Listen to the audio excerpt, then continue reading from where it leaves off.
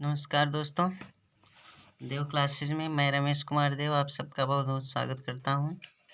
और आज से हम लोग जो है ग्रुप डी के लिए साइंस का, जिसमें लगभग 25 क्वेश्चन आएंगे साइंस के, उसके लिए एक महा सीरीज चला रहे हैं।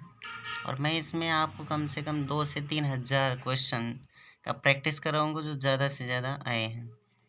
ठीक है, तो ये सिर्फ ग्रुप डी के लिए नहीं, लगभग एनटीपीसी का सेकंड फेज का एग्ज़ाम या हर एक एग्ज़ाम में आपका बहुत ज़्यादा उपयोगी होता है। इसलिए इसे ज़रूर देखिए, क्योंकि यही क्वेश्चन बार बार आते हैं। और आप इससे भी गहराई में पढ़ना चाहते हैं तो इससे रिलेटेड चीज़ों को पढ़िए। आप सभी एग्ज़ाम्स में क्वेश्चन आएंगे। तो चलिए ज़्यादा बात ना करते हुए आगे बढ़ते हैं। पहला क्वेश्चन है हमारे स्क्रीन पे, प्रकाश वर्ष इकाई है। तो आप जानते हैं प्रकाश वर्ष किसकी इकाई है? दूरी का। किसका है? दूरी का। दूसरा क्या है? कार्य का मात्रक है। तो कार्य का मात्रक क्या है? जूल। ठीक है। इसके बाद तीसरा क्वेश्चन देखिए, मात्रकों की अंतर्राष्ट्रीय पद्धति एसआई लागू की गई थी। तो याद रखना है, एसआई पद्धति कब लागू की गई थी? 1971 में। ठीक। अगला है, निम्नलिखित में सुमेलित नहीं है। ताप का मात्रक केल्विन होता है, ज्योति तीव्रता का मात्रक कैंडिला होता है, विद्युत धारा का मात्रक एम्पियर होता है, ध्वनि का मात्रक पास्कल नहीं होता दोस्तों, पास्कल दाब का मात्रक होता है। तो ये वाला आपका ऑप्शन डी वाला क्या है? इनकरेक्ट है। दूरी की सबसे बड़ी इकाई है। तो दूरी की सबसे बड़ी इकाई क्या होती है? पारसेक। निम्नलिखित में सही सुमेलित नहीं है। डेसिबल ध्वनि की तीव्रता को मापता है। अश्वशक्ति शक्ति की इकाई है।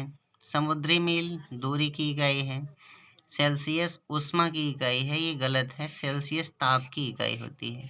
ठीक है, तो इसके बाद आगे बढ़ते हैं। क्वेश्चन नंबर 7 पे आते हैं। निम्नलिखित में सबसे छोटी इकाई है फर्मी। मतलब सबसे छोटी माप क्या होती है? फर्मी। अदिश राशि नहीं है। तो देखिए, अदिश राशि द्रव्यमान, बल, दूरी या कार्य, इसमें कौन सा अदिश राशि नहीं है? तो आप जानते हैं बल अदिश राशि नहीं है, क्या है? सदिश है। सदिश राशि नहीं है वेग, त्वरण, चाल या आवेग। तो एक बात याद रखें, अक्सर जिनमें व मिलता है, जैसे वेग, त्वरण, आवेग, इन सब में व मिलता है, क्या है? सदिश। चाल क्या है? अदिश है। ठीक है, आगे देखते हैं। क्वेश्चन नंबर 10 पे आते हैं। न्यूटन के तृतीय नियम का उदाहरण नहीं है। रॉकेट का आगे बढ़ना, नाव से किनारे कूदने पर पीछे की ओर धक्का लगना, या बंदूक से गोली चलाने पर पीछे धक्का लगना। ये तीनों क्या हैं? आपके न्यूटन के तृतीय नियम के उदाहरण हैं। गाड़ी के चलने पर पीछे की ओर झुकना, ये जड़त्व का नियम है, न्यूटन का तृतीय नियम नहीं है। ठीक है, तो ये लास्ट ऑप्शन आपका हम लोगों का करेक्ट है। निम्नलिखित में सही सुमेलित नहीं है। चाल का मात्रक मीटर प्रति सेकंड, त्वरण का मात्रक मीटर प्रति सेकंड स्क्वायर, संवेग का मात्रक किलोग्राम प्रति सेकंड और आवेग का न्यूटन सेकंड। तो इसमें तीसरा ऑप्शन हमारा क्या है? सही है, यह सुमेलित नहीं है। ठीक, आगे देखते हैं। कोई वस्तु अधिकतम ऊंचाई पर तब पहुंचती है जब उसे फेंका जाए। किस दूरी पर? तो 90 अंश के कोण पे। ठीक है, तब वो अधिकतम ऊंचाई पर जाएगी, और जब 45 डिग्री के कोण पे फेंकेंगे तो अधिकतम दूरी तय करेगी। कोई वस्तु अधिकतम दूरी तय करती है। देखिए, अगला क्वेश्चन आ ही गया। जब उसे फेंका जाए, किस कोण पर? 45 अंश के कोण पर। ठीक, आगे देखते हैं। किस जगह पर वस्तु का वजन सर्वाधिक होगा? तो पृथ्वी पर सभी जगह नहीं होता, विषुवत रेखा पर, पहाड़ पर। ये कोई भी ऑप्शन सही नहीं है। वस्तु का सर्वाधिक वजन कहाँ होता है? ध्रुवों पर। ठीक, आगे देखते हैं। निम्नलिखित में सही सुमेलित नहीं है। 1 पाउंड का मात्रक 0.45 किग्रा, 1 डाइन 10⁵5 न्यूटन, 1 समुद्री मील, ये गलत है। 1 समुद्री मील बराबर 1.8 मील होता है। ठीक है, तो ये 1.6 लिखा है, यही गलत है और ये सब सही है। ठीक, पृथ्वी के चारों ओर चक्कर लगाना उदाहरण है, अपकेंद्र बल का उदाहरण है। जबकि और ऑप्शन क्या है, अभिकेंद्र बल, बल अघूर्ण का कोई नहीं, तो ये सब सही नहीं है, अपकेंद्र बल का उदाहरण है। ठीक, आगे देखते हैं। दूध से क्रीम अलग करने वाला यंत्र किस सिद्धांत पर कार्य करता है? यह कार्य करता है आपका अपकेंद्र बल के सिद्धांत पर। ठीक है, आगे क्या है, जेट इंजन के सिद्धांत पर कार्य करता है, रैखिक संवेग संरक्षण के सिद्धांत पर। ठीक, फिर क्या है, चाबी वाली घड़ी में ऊर्जा संचित रहती है, तो देखिए ऑप्शन क्या है, गतिज ऊर्जा, स्थितिज ऊर्जा, ध्वनि ऊर्जा, विद्युत ऊर्जा। इसमें कौन सी ऊर्जा होती है, स्थितिज ऊर्जा। ठीक, आगे क्या है, एक वस्तु का भार अधिकतम होता है, वायु में, जल में, हीलियम में, निर्वात में, तो किसमें होगा, निर्वात में। ठीक, यांत्रिक ऊर्जा को विद्युत ऊर्जा में परिवर्तित करता है, डायनमो, विद्युत हीटर, माइक्रोफोन या विद्युत सेल, तो कौन करता है, डायनमो। ठीक है, आगे देखते हैं, निम्नलिखित में सही सुमेलित नहीं है। विद्युत मोटर विद्युत ऊर्जा को यांत्रिक ऊर्जा में बदलता है, फिर ये सही है। माइक्रोफोन ध्वनि ऊर्जा को विद्युत ऊर्जा में बदलता है, ये भी सही है। विद्युत सेल रासायनिक ऊर्जा को विद्युत ऊर्जा में बदलता है, ये भी सही है। लाउड स्पीकर ध्वनि ऊर्जा को विद्युत ऊर्जा में बदलता है। ठीक है, ये क्या है आपका, गलत है। आगे देखते हैं, ग्रहों की गति संबंधी नियम दिया, गैलीलियो, केपलर, न्यूटन, कोपरनिकस, तो किसने दिया, केपलर ने। ठीक, जब एक वस्तु की गति दुगुनी हो जाती है, उसकी गतिज ऊर्जा क्या हो जाती है, तो ये होगी चौगुनी। ठीक है, आगे है, पृथ्वी तल पर जी का मान सबसे कम होता है, तो पृथ्वी तल पर जी का मान सबसे अधिक कम होता है भूमध्य रेखा पर, ध्रुवों पर अधिक होता है, कर्क रेखा और मकर रेखा पर कुछ अधिक होता है, लेकिन सबसे कम कहाँ होगा, भूमध्य रेखा पर। आगे क्या है, पृथ्वी तल पर ऊपर से नीचे जाने पर गुरुत्वीय त्वरण का मान घटता है। ठीक है, ऊपर से नीचे जाने पर, एक मिनट रुकिए, पृथ्वी तल पर से ऊपर या नीचे जाने पर, ठीक है, घटता है। चाहे ऊपर आप जाइए चाहे नीचे की ओर जाएंगे, गुरुत्वीय त्वरण का मान क्या होगा, घटेगा। लिफ्ट में एक व्यक्ति का भार उसके वास्तविक भार से अधिक होता है जब लिफ्ट नियत वेग से ऊपर जाती है, नियत वेग से नीचे जाती है, ऊपर की ओर त्वरित होती है या नीचे की ओर त्वरित होती है, तो आपका ऑप्शन सी है, ऊपर की ओर त्वरित होती है। त्वरित माने ऊपर की ओर जाना एक तरह से। आगे क्या है, पृथ्वी के केंद्र पर जी का मान क्या होता है, शून्य, अधिकतम 9.8 मीटर प्रति सेकंड, कोई नहीं, तो इसमें क्या होगा, शून्य होगा। दो भिन्न द्रव्यमान के उपग्रह एक ही कक्षा में हो तो उनकी कक्षीय चाल क्या होगी, समान होगी। ठीक है, किसी वस्तु का चंद्रमा पर भार पृथ्वी की तुलना में होता है 1/8, 1/3, 1/5, 1/6, तो कितना होता है, 1/6।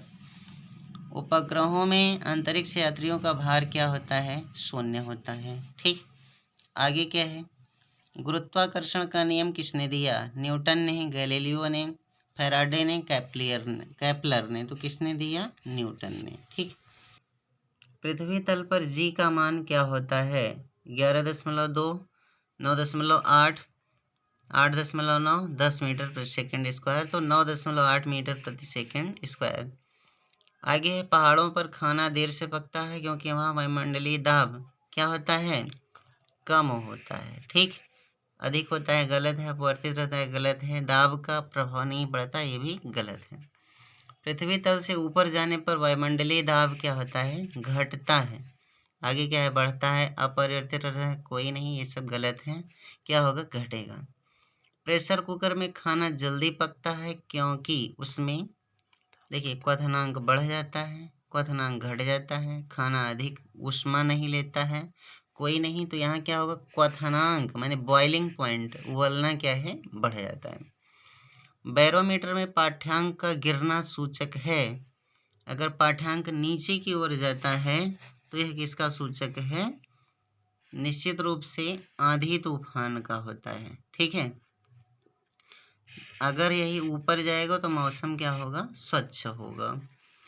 हाइड्रोलिक ब्रेक किस सिद्धांत पर कार्य करता है, तो आर्किमिडीज का सिद्धांत, बर्नौली का सिद्धांत, पास्कल का सिद्धांत, पाउली का नियम। तो इसमें क्या होगा, पास्कल का सिद्धांत।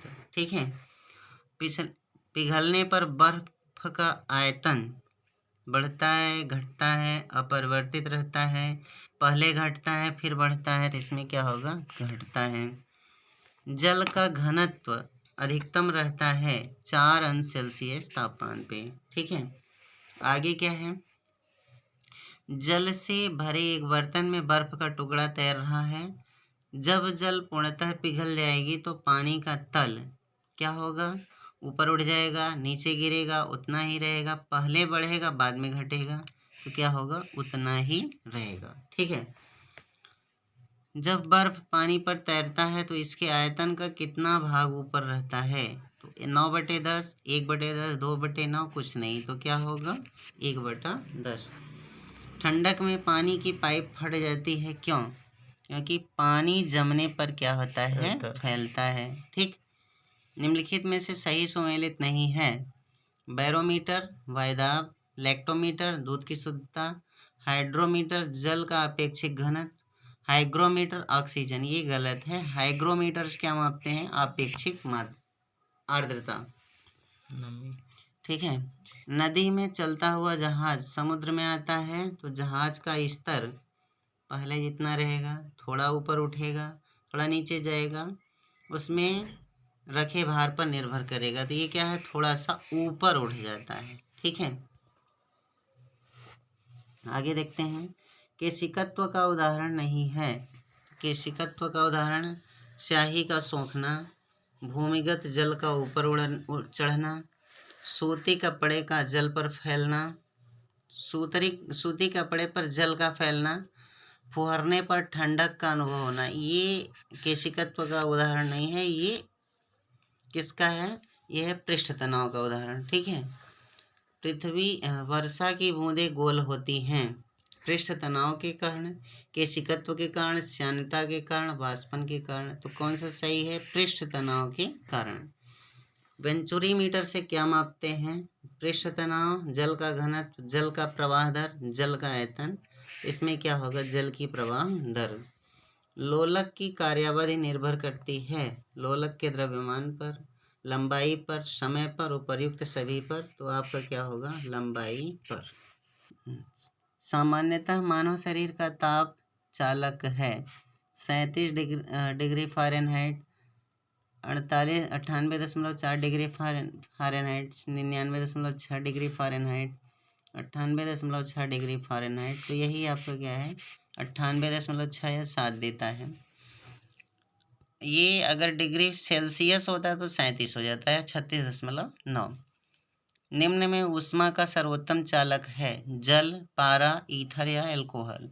तो आपका क्या होगा, पारा। ठीक। किस ताप पर सेल्सियस व फ़ारेनहाइट दोनों पाठ्यांक समान होते हैं, तो यह क्या होगा, -40 अंश सेल्सियस। ठीक। ब्रह्मांड में न्यूनतम ताप है 0 अंश सेल्सियस, 300 अंश सेल्सियस, 10 अंश सेल्सियस, -273 अंश सेल्सियस। ठीक है। ऊष्मा का मात्रक है joule, calorie, British thermal unit, सभी। तो ये सभी क्या हैं, ऊष्मा के मात्रक हैं। ऊष्मीय सर्वाधिक ऊष्मीय प्रसार होता है ठोस में, द्रव में, गैस में, प्लाज्मा में। तो सबसे ज़्यादा किस में होगा, गैस में। ठीक। उसके बाद देखते हैं, सूर्य से पृथ्वी तक ऊष्मा किस विधि से पहुंचती है, चालन, विकिरण, संवहन, कोई नहीं। तो इसमें क्या होगा, विकिरण द्वारा। ठीक। थर्मल फ्लास्क में ऊष्मा का क्षय रोका जा सकता है चालन से, संवहन से, विकिरण से, उपरोक्त सभी से। तो ये क्या है, उपरोक्त सभी से। निम्न में सही सुमेलित नहीं है। वायुदाब बैरोमीटर, दाब पास्कल, आवृत्ति हर्ट्ज, ताप केल्विन। तो ये क्या होगा, वायुदाब बैरोमीटर। ठीक। सूर्य व तारों का ताप मापा जाता है पारा तापमापी से, गैस तापमापी से, विकिरण तापमापी से, प्लेटिनम तापमापी से। तो याद रखना है विकिरण तापमापी से। भाप से